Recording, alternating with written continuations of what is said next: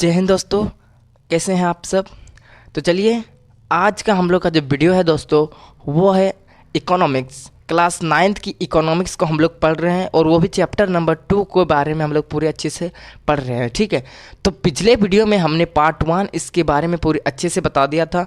उस समय हमने पढ़ा था कि हम लोगों ने देखा था कि भारत में जो जनसंख्या है, जनसंख्या की जो स्वस्थता है, मतलब जनसंख्या की जो स्वस्थ है, मतलब उसका जो हेल्थ है उन लोगों का, उसके बारे में हमने अच्छे से पढ़ चुके थे। ठीक है, तो आज हम लोग पढ़ेंगे, स्टार्ट करने वाले हैं बेरोजगारी से। आज का जो टॉपिक है हम लोग का वो क्या है, बेरोजगारी है। क्या है, बेरोजगारी। इसके बारे में हम लोग आज पूरे अच्छे से पढ़ने वाले हैं। ठीक है, उसके पहले हम लोग पिछले वीडियो में हमने देखा था एक दो मित्रों की कहानी, जिसमें एक मित्र का नाम था शकल था और एक मित्र का नाम था विलास। दोनों मित्रों की कहानी के बारे में हमने अच्छे से समझने की कोशिश की। आज का जो हम लोग स्टार्ट करते हैं बेरोजगारी के ऊपर, और जो आज उसी कहानी के माध्यम से हम लोग बेरोजगारी को समझने की कोशिश करते हैं। ठीक है, तो चलिए स्टार्ट करते हैं। देखिए बेरोजगारी क्या कह रहा है। शकल की माँ क्या है, शीला अपने घरेलू कामकाज में बच्चों की देखभाल तथा खेती के काम में अपने पति बूटा का मदद करती थी। क्या कह रहा है, शकल की माँ कौन है, हमने कल की कहानी में पढ़ा था। जो दो मित्र थे, एक थे विलास और एक है शकल, तो वही शकल की माँ क्या कर रही थी, जिसका नाम शीला है, वो अपने घरेलू कामकाज कर रही थी, साथ ही साथ वो खेती का भी देखभाल कर रही थी, और उसके पति जिसका नाम क्या था, बूटा, उसकी मदद भी करती है। ठीक है, उसके बाद आगे देखें तो शकल की भाई जीतू और बहन रितु, ये दोनों अपना समय क्या कर रहे थे, खेल कूद में गुमाते थे। मतलब ये दोनों क्या करते थे, खेल कूद में पूरा का सारा दिन बिता देते थे। ये छोटे थे इसीलिए ये लोग पूरा खेल कूद करते थे, और इसकी मम्मी खेत का काम भी करती थी और साथ ही साथ क्या करती थी, इसका पति का ध्यान भी रखती थी। ठीक है, उसके बाद यदि बात करें हम लोग शीला या जीतू या ऋतु को बेरोजगार कह सकते हैं या नहीं, तो इसमें एक क्वेश्चन पूछा गया है दोस्तों कि क्या हम जो उसकी बहन, उसका जो भाई है, शकल की जो भाई है, बहन है, उसको हम लोग बेरोजगार कह सकते हैं कि उसके दोनों भाई बेरोजगार हैं या नहीं। अगर है तो क्यों है, और नहीं है तो क्यों है। तो हमको एक एग्जाम्पल के माध्यम से इसको समझाना होगा, इसको आंसर के माध्यम से। ठीक है, तो चलिए स्टार्ट करते हैं। देखिए इसके आंसर हमें नीचे मिलेगा। आगे यदि बात करें, बेरोजगारी उस समय विद्यमान की जाती है जब क्या होता है, प्रचलित मजदूर की दर पर किसी काम करने के लिए इच्छुक लोग को रोजगार नहीं पा सके। कहने का मतलब हम लोग बेरोजगारी कब उत्पन्न होता है, जब बेरोजगारी उत्पन्न होता है दोस्तों, जब कोई व्यक्ति अपना काम करने में इच्छुक है, मतलब वो काम वो कर सकता है लेकिन उसको रोजगार नहीं मिलता, उस काम उसको करने नहीं दिया जाता है, उसे हम लोग बेरोजगार कहते हैं।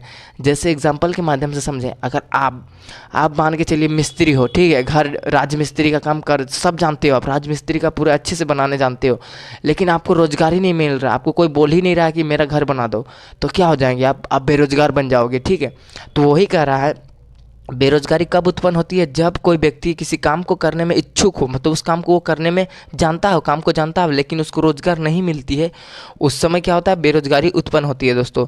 ठीक है, शीला की रुचि क्या थी, घर बाहर काम करने की नहीं थी। जो शीला की रुचि थी दोस्तों, वो शीला जिसकी माँ है, उसको जो क्या थी, उसका काम घर के बाहर करने की रुचि नहीं थी। ठीक है, और क्या कह रहा है, जीतू और सीतू छोटे हैं, बहुत ही छोटे हैं, जिन्होंने उनकी गिनती बहुत छोटे हैं, जो उनकी गिनती श्रम शक्ति की जनसंख्या में नहीं हो सकती है।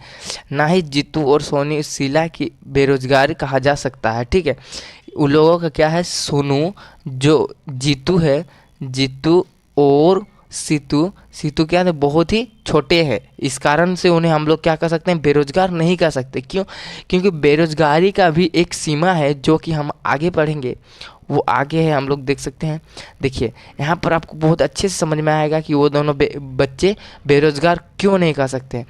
श्रम बल जनसंख्या की वे लोग शामिल किए जाते हैं जिनकी उम्र 15 से 59 वर्ष के बीच होता है। तो आपको, अगर हम आपको बताएं कि जो वो व्यक्ति 15 टू 59 वर्ष यानी 15 से 59 वर्ष के बीच में रहता है, उसी व्यक्ति को हम लोग क्या कहेंगे, बेरोजगार कहेंगे। जो व्यक्ति 15 से 59 वर्ष के बीच में रहता है और उसको रोजगार अगर नहीं मिलती है, तो उसे हम लोग क्या कहेंगे, बेरोजगार कहेंगे। क्या कहेंगे, बेरोजगार कहेंगे।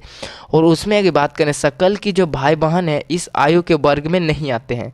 तो वही कहा गया है जो सकल की जो भाई बहन है इस आयु के नीचे आते हैं, मतलब 15 साल से कम के हैं वो लोग, इसीलिए हम उन लोग को क्या कह सकते हैं, बेरोजगार नहीं कह सकते हैं। ठीक है, तो इस कहानी में यही आपको आंसर तो यही मिल गया। ठीक है, आगे देखिए क्या कह रहा है।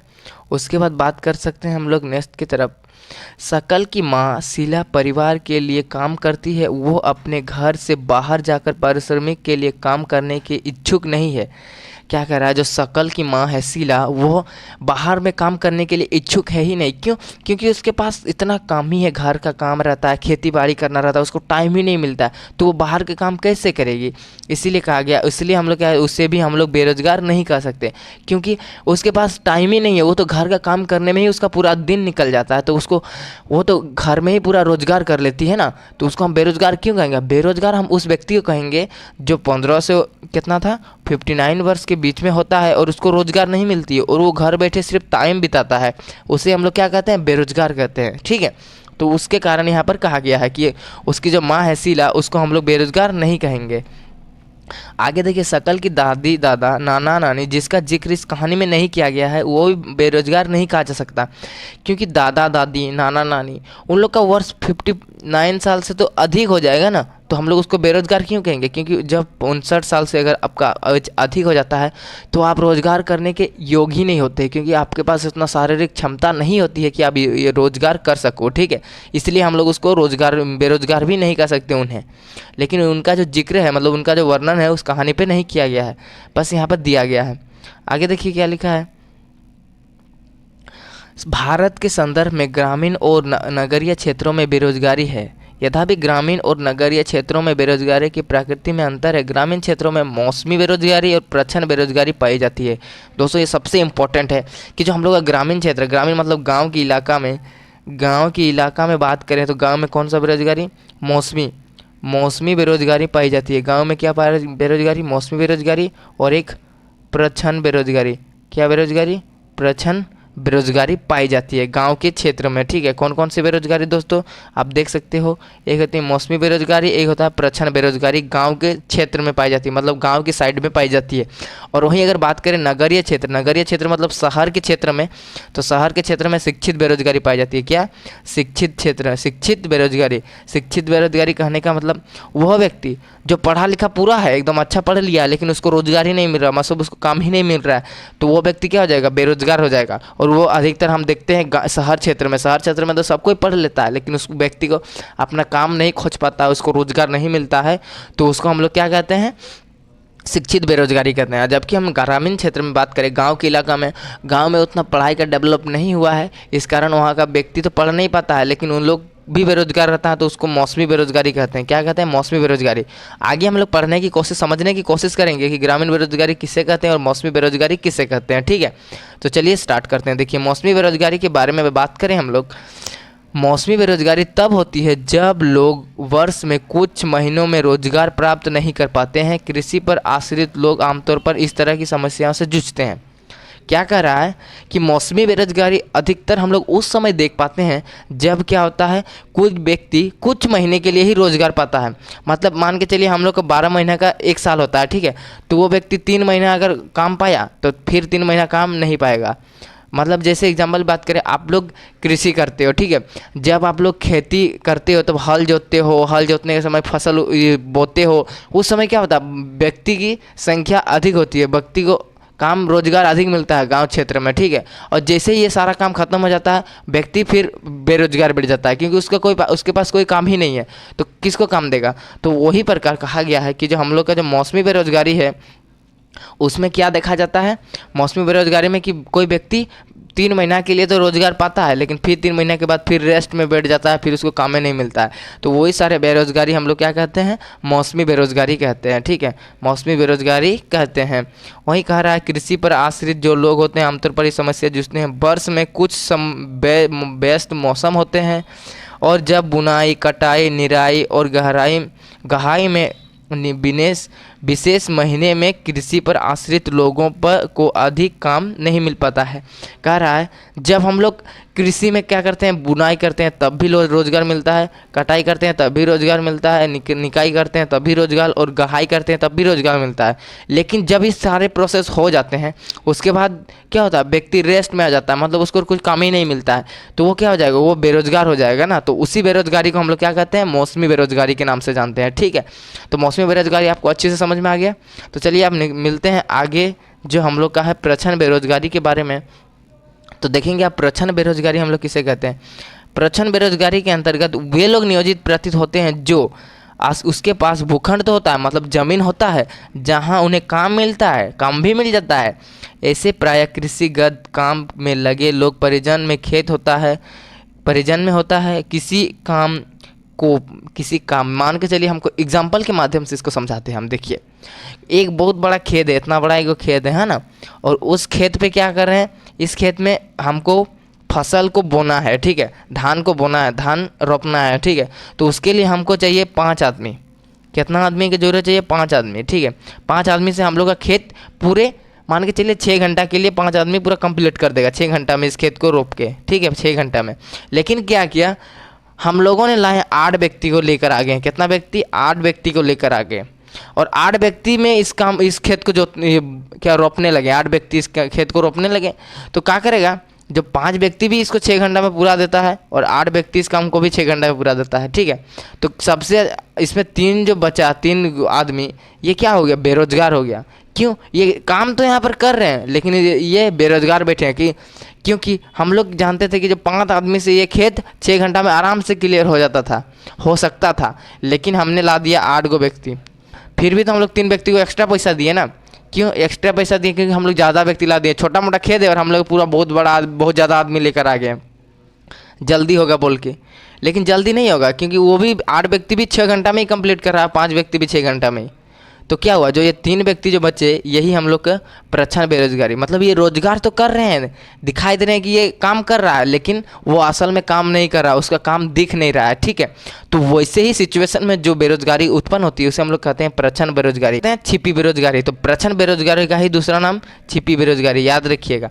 प्रच्छन्न बेरोजगारी का दूसरा नाम क्या होती है, छिपी बेरोजगारी होती है। देखिए उसको हम एग्जाम्पल के माध्यम से आपको समझा दिए। अब हम पढ़ते हैं क्या लिखा है। कृषिगत काम पे लगे परिजन में होता है, किसी काम में 5 लोगों की आवश्यकता होती है, लेकिन उसमें क्या किया जाता है, 8 लोग लगे होते हैं। 5 आदमी से वो काम हो सकता था, लेकिन हम लोगों ने क्या किया, 8 आदमी ले आए, 8 आदमी ले आए, ठीक है। इसमें 3 लोग क्या रहते, अतिरिक्त हो गए, 3 आदमी, 5 में 3 आदमी अतिरिक्त हो गए। जो 3 आदमी है ये अब ज़्यादा हो गया, वही कह रहा है। ये इस खेत में काम करते हैं, क्या कह रहा है, जिस पर 5 लोग काम करते हैं, 3 द्वारा किया गया अंशदान 5 लोगों के द्वारा भी किए गए बढ़ोतरी में कुछ फायदा नहीं हुआ। कहने का मतलब जो 5 व्यक्ति काम कर रहे हैं और जो 8 व्यक्ति काम कर रहे हैं, 5 व्यक्ति से भी उतना प्रॉफिट मिलेगा और 8 व्यक्ति से भी हमको उतनी ही प्रॉफिट मिलेगा। तो हम लोगों ने क्या किया, 3 को व्यक्ति ज़्यादा ला दिए, तो ये हम लोगों को क्या हो गया, 3 व्यक्ति में पैसा ज़्यादा लग गया। और ये जो तीनों व्यक्ति हैं ये सब काम तो कर रहे हैं, लेकिन इसका काम कोई दिख नहीं रहा। अगर 8 गो व्यक्ति से हम लोग काम कराते तो हमको अच्छा प्रॉफिट होना चाहिए ना, लेकिन हुआ नहीं। तो वही कह रहा है, प्रच्छन्न बेरोजगारी में क्या होता है, व्यक्ति काम करते हुए दिखाई देते हैं, मतलब हम देखते हैं कि वो व्यक्ति काम कर रहा है, लेकिन असल में वो काम ही नहीं करता, वो छिपी हुई बेरोजगारी कहता है, ठीक है। तो ये सारी चीज़ आपको क्लियर हो गया, प्रच्छन्न बेरोजगारी, छिपी हुई बेरोजगारी। तो चलिए आप बात करते हैं, हम लोग देखेंगे कहाँ से हमने शुरू किया था। हाँ, आइए कि कुछ विशेष श्रेणियों और जनशक्ति अवैध के साथ हम लोग कुछ अन्य श्रमिकों के जनविक के विद्यमान है, ठीक है। आइए पढ़ते हैं। एक और तकनीक क्या कह रहा है, एक और तकनीक जो आहता प्राप्त लोगों के बीच बेरोजगारी है, तो दूसरे आर्थिक समृद्धि के लिए आवश्यक तकनीकी कौशल की कमी भी है। कहने का मतलब बेरोजगारी के पीछे हमने बताया जो कौशल की कमी है दोस्तों, और वो आर्थिक समृद्धि, मतलब उन लोगों के पास पैसा भी नहीं है तो वो लोग बेरोजगार ना बैठेगा। अगर पैसा रहता तो उन लोग कोई अपना दुकान, छोटा मोटा कुटीर उद्योग भी बना सकता था, दुकान खोल करके अपना रोजगार चला सकता था, वो भी नहीं है। और साथ ही साथ उन लोगों के पास कोई कौशल भी नहीं है, इसलिए बेरोजगारी बनता है, ठीक है, वही कह रहा है। उसके बाद यदि बात करें हम लोग, देखिए बेरोजगारी में क्या है, जनशक्ति साधन की बढ़ोतरी होती है, बर्बादी होती है और लोग अर्थव्यवस्था के लिए परिसंपत्ति होते हैं। बेरोजगारी के लिए कारण दायित्वों में बदल जाते हैं। युवकों की निराशा, हताशा की भावना होती है। लोगों के पास अपने परिवार का भरण पोषण करने के पर्याप्त मुद्रा नहीं होती है। देखिए, जो बेरोजगारी आती है दोस्तों, तो अब कौन कौन से कारण लोगों के पास समस्या आती है। पहला तो होता है उन लोग, बहुत सारे व्यक्ति को निराश होता है, हताशा की संभावना होती है। लोगों के पास अपने परिवार को पालन पोषण के लिए पर्याप्त पैसा भी नहीं होता है। शिक्षित लोगों के पास जो कार्य करने के इच्छुक है और समर्थ है, रोजगार प्राप्त करने के लिए सामर्थ्य नहीं होते हैं। कह रहा है जो व्यक्ति के पास अगर पैसा भी है, पढ़ा लिखा भी है, लेकिन उसको रोजगार प्राप्त करने का सामर्थ्य नहीं होता है। क्यों? क्योंकि पढ़ा लिखा होने से क्या होगा, आजकल कुछ पैसा भी लगता है, घूस माध्यम, ये सब बहुत सारे ऐसे फैक्टर है जिससे हम लोग रोजगार नहीं कर पाते हैं। ठीक है, ये एक बड़ा सामाजिक वेब है। बेरोजगारी का आर्थिक जो बोझ है, देखिए बेरोजगारी का जो आर्थिक बोझ है वह वृद्धि होती है। कार्यरत जनसंख्या पर बेरोजगारी की निर्भरता बढ़ती है। किसी व्यक्ति के साथ एक ही साथ समाज के जीवन की गुणवत्ता पर बुरा प्रभाव पड़ता है। जब किसी परिवार में मात्रा जीवन निर्वाह स्तर पर रहना पड़ता है, उस स्वस्थ स्तर के एक आम गिरावट आती है और स्कूल प्रणाली में अलग में वृद्धि होती है। कहने का मतलब क्या कह रहा है, यहाँ से यहाँ तक समझने की कोशिश करते हैं। देखिए, आर्थिक जो बेरोजगारी दोस्तों, वो आर्थिक वृद्धि की जो बोझ होती है, मतलब जो हम लोग का जब बेरोजगारी हम लोग जब आती है, हम लोग जब बेरोजगार रहते हैं, तो हम लोग आर्थिक जो हम लोग का जो पैसा होता है, आर्थिक सोच क्या है, हम लोग का आर्थिक स्थिति पैसा है। हम लोग के पास पैसा ही नहीं आता है, जिससे अगर आज के जो जीवन है वर्तमान में, अगर आपके पास पैसा नहीं है तो आप बहुत कुछ नहीं कर सकते, बहुत कुछ नहीं कर सकते। थोड़ा बहुत कर सकते हो बिना पैसा से, लेकिन अधिकतर 90% जो वर्क है दोस्तों, 90% काम आप पैसा के बिना कुछ नहीं कर सकते। इसीलिए कहा, जब उन लोग के पास इतने सारे समस्याओं का निर्वाह करना पड़ता है कि अगर आपके पास पैसा नहीं है, अगर पास रोजगार नहीं है, तो आपके पास पैसा नहीं आएगा। अगर पैसा नहीं आएगा तो आप शायद ही कुछ कर पाओगे लाइफ में। ठीक है, तो यही सारे बोझ होती है बेरोजगारी होने के कारण। ठीक है, नेक्स्ट की तरफ बात करते हैं हम लोग। देखिए आगे लिखा है, इसलिए किसी अर्थव्यवस्था के समग्र विकास पर बेरोजगारी का अधिकतर प्रभाव पड़ता है। इसीलिए तो हम कहते हैं दोस्तों, अर्थव्यवस्था को विकास होने में सबसे गहरा प्रभाव भी पड़ता है किसके, बेरोजगारी का। ठीक है, अगर बेरोजगार आपकी अर्थव्यवस्था के लोग अगर बेरोजगार रहते हैं तो क्या आप डेवलप कर पाते हो? नहीं पाओगे। क्यों? क्योंकि आपके पास कोई रोजगार ही नहीं है, तो आप पैसा कैसे कमाओगे? तो वही सारे कह रहा है कि हमारे अर्थव्यवस्था के लिए भी बेरोजगारी एक फैक्टर है। अगर बेरोजगारी ज़्यादा रहेगा तो अर्थव्यवस्था का विकास भी बहुत ही कम होगा। यह संसाधनों की बर्बादी भी करता है, जिससे उपयोगी ढंग से नियोजित किया जा सकता है। अगर लोगों को संसाधन के रूप में प्रयोग नहीं किया जा सका तो वो स्वाभाविक रूप से अर्थव्यवस्था के लिए दायित्व बन जाएंगे। तो यही सारे चीज़ों के लिए हम लोगों का जो आज का चैप्टर है वो जो है संसाधन के रूप में लोग। तो हम लोग देख रहे हैं कि हम लोग के पास बहुत सारे बेरोजगारी आ रही है, बहुत सारी बेरोजगारी बढ़ रही है। तो क्यों ना हम लोग एक अलग नज़र से देखें कि जो हम लोग का जो जनसंख्या है उसी को हम लोग संसाधन बना दे। तो वही कह रहा है, अगर हम लोग क्या करें, संसाधन को जो लोग हैं उसी को हम लोग संसाधन अगर बना देते हैं तो हम लोग का अर्थव्यवस्था के लिए कुछ अच्छा बन सकता है, अच्छा कर सकता है। तो वही कह रहा है कि जो हम लोग का जो संसाधन, जो हम लोग का जनसंख्या में इतना बेरोजगारी उत्पन्न हो रही है, क्यों ना हम लोग जितना सारा जनसंख्या है सब अपना अपना रोजगार स्किल सिखा दें, कुछ काम सिखा दें जो अपने पैर पर खड़ा हो। तो वो सारे से हम लोग का क्या होगा, हम लोग का अर्थव्यवस्था पर अच्छा प्रभाव पड़ेगा। तो वही कह रहा है। ठीक है, नेक्स्ट की तरफ बात करते हैं हम लोग। आगे देखिए, देखिए क्या लिखा है, सांख्यिकी रूप से भारत में बेरोजगारी की दर बड़ी संख्या में निम्न आय और निम्न उत्पादक वाले लोगों की गिनती नियोजित लोगों में की जाती है। वे पूरे वर्ष काम करते प्रतीत होते हैं, लेकिन उसका क्षमता और आय के हिसाब से यह उनके लिए पर्याप्त नहीं होता। देखिए, भारत में और एक समस्या है ना दोस्तों, कि भारत का जो व्यक्ति है वो रोजगार तो करता है, पूरा दिन पूरा मेहनत करेगा, लेकिन अगर पूरा दिन के बाद अगर हम उसका पैसा गिनेंगे तो उसका सैलरी मान लो 250 रुपया होता है, और पूरा दिन एकदम जम के काम करता है। तो क्या हुआ, उसके क्षमता के हिसाब से उसको रोजगार मिला ही नहीं। मान के चलिए कोई व्यक्ति पूरा दिन मसला धोएगा, मसला एकदम सानेगा, बनाएगा। राजमिस्त्री सबको देखें जो लेबर का काम करता है, वो लोग क्या करता है, पूरा दिन खाटता है, लेकिन बदले में उसको सिर्फ 250 रुपया मिलता है। तो उसका क्षमता का जितना उपयोग किया जा रहा है उतना उसको इनकम मिल रहा है, नहीं मिल रहा है। तो वही कह रहा है कि जो व्यक्ति पूरा रगड़ के मेहनत करता है पूरा दिन, लेकिन उसके क्षमता के हिसाब से उसको पर्याप्त पैसा मिलता ही नहीं है।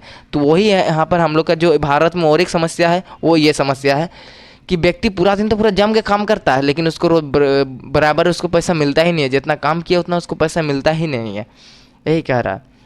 ठीक है, वो एक काम तो कर रहा है लेकिन उसके पास प्रतीत होता ही नहीं है कि उसके पास अच्छे पैसे आए, इसलिए शायद वो अपनी पसंद का कोई अन्य काम भी नहीं कर सकता।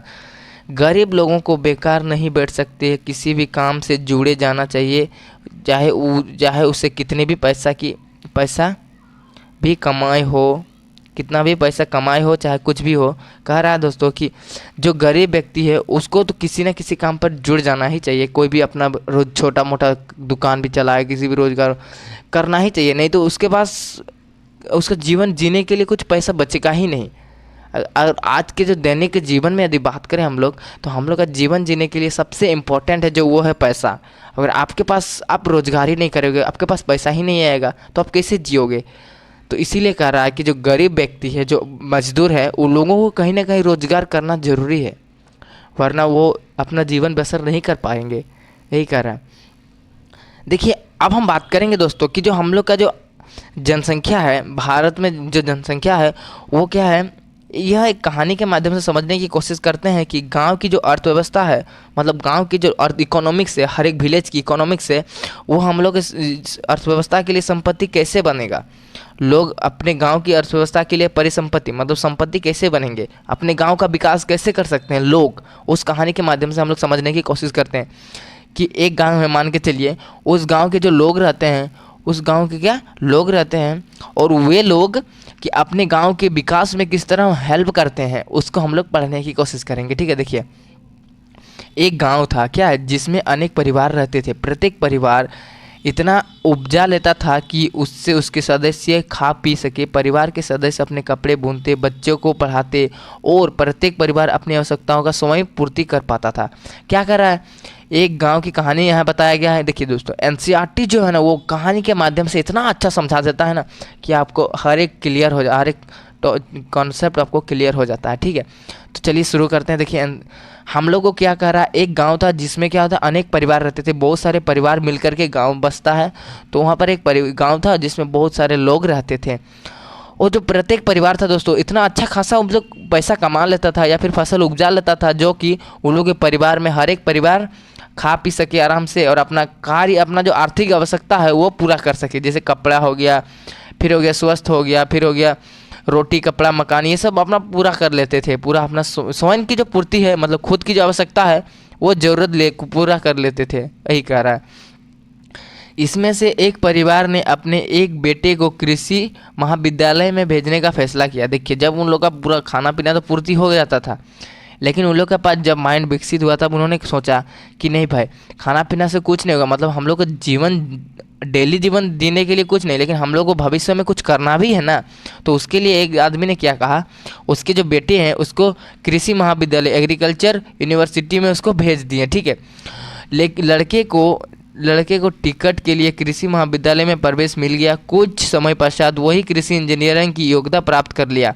कह रहे क्या कहा जा रहा है, देखिए वो उसका पिता उसको क्या किए, उसका बेटे को कृषि इंजीनियरिंग कॉलेज में भेज दिए, और कुछ समय बाद क्या किया, उसका बेटा अच्छा खासा पढ़ लिया और उन्होंने कृषि इंजीनियर की योग्यता प्राप्त कर लिया। गांव वापस लौट आया, कृषि इंजीनियरिंग की योग्यता प्राप्त करके वो गांव वापस आ गया। ठीक है, वो इतना सुजात्मक निकला कि उसने एक उन्नत किस्म के हल का नमूना तैयार किया, जिससे गेहूं की उपज में वृद्धि हो गई। जब देखिए उन लोग पूरा अच्छा से पढ़ लिया, वो लड़का पढ़ लिया एकदम पूरा कृषि इंजीनियरिंग के बारे में, कृषि से बारे में पूरा नॉलेज ले लिया।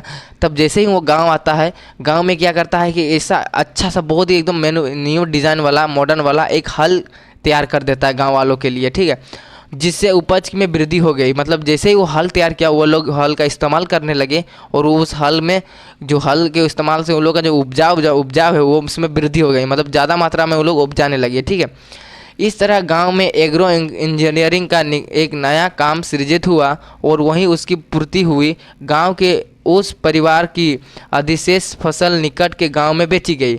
जब उन लोग के पास उस गांव में क्या हुआ, कृषि जब हल का नया तकनीक आया, कृषि करने का नया तकनीक उस लड़का ने द्वारा बनाया गया, तब क्या हुआ, उसके गांव में अधिक फसल का उत्पादन हुआ। और क्या कि वे लोग क्या किए ना, दूसरे जो उसके निकट के गांव है उस पर उन लोगों ने फसल बेच दिया। ठीक है, निकट के गांव में फसल बेच दिए। जिससे उन लोगों को अच्छा खासा तो पैसा प्राप्त हुआ ही। उन्होंने उसके पास वो जिसे उन्होंने आपस में बांट लिया, जो पैसा उन लोगों को लाभ हुआ उसे आपस में वो गांव वालों ने बांट लिया।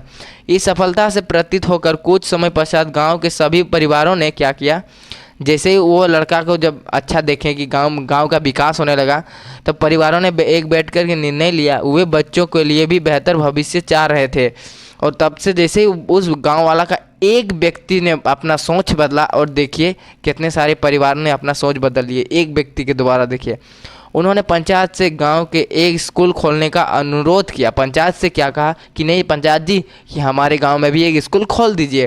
किसने कहा? गांव वालों ने कहा। उन्होंने पंचायत की विश्वास दिलाया कि वे सभी बच्चों के लिए स्कूल में भेजेंगे गाँव। तो पंचायत को उन लोगों ने, गांव वालों ने क्या कहा? विश्वास दिलाया कि हाँ जी, हम अपना जो बच्चे हैं हम आपके स्कूल में भेजेंगे, आप हमारे गांव में स्कूल खोल दीजिए। पंचायत ने सरकार की मदद से स्कूल खोल दिया। निकट के कस्बे से एक शिक्षक की नियुक्ति भी कराई। मतलब कस्बा मतलब निकट के एक गांव था, उसने उस गांव में एक अच्छे शिक्षक की भी नियुक्ति कर लिया कि उस बच्चे को पढ़ाने के लिए। कुछ समय पश्चात गांव के एक परिवार ने अपनी एक लड़की को सिलाई का प्रशिक्षण दिलाया। कुछ देर बाद क्या किया, उस गांव के जो एक आदमी ने क्या किया, उसकी जो बेटी है उसको सिलाई का प्रशिक्षण मतलब सिलाई का कोर्स दिला दिया। मतलब सिलाई कैसे किया जाता है ये सारे सिर्फ नॉलेज के बारे में उस लड़के ने, उस व्यक्ति ने उसकी बेटी को समझाया, बताया। ठीक है, वह गांव कि एक सभी लोगों के लिए कपड़े का सिलने लगी, कपड़ा बनने लगी, वो भी सीख गई।